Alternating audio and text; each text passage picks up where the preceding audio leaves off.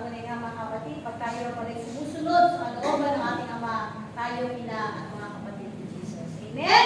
No? Alagad ka ba? Kapatid ka ba ni Jesus? Ina ka ba ni Jesus? Amen! Malakas na palakpak! Kaya mangyayari!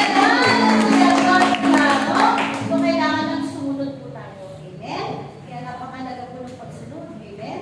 Sabi nga yung pagsunod sa ating Panginoon ay higit pa, no, sa hain, no, kaysa at handog, no, sapagkat ang pagsunod ay tunay nga na ito yung pinakamahalaga sa ating Panginoon. Amen, no?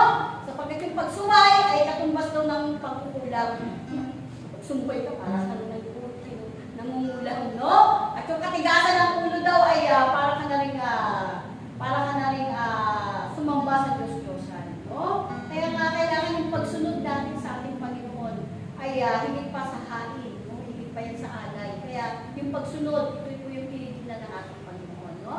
Kaya nga patuloy lang tayo sumunod sa kalooban ni Amang Yahweh. Amen? Susunod ba tayo mga kapatid? Amen! Amen! Malakas na malakpak!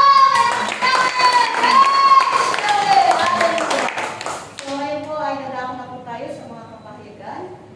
Sa unang kapayagan ng Espiritu Santo sa panalangin papuri ni Inang Rose at sa interpretasyon ng Espiritu Santo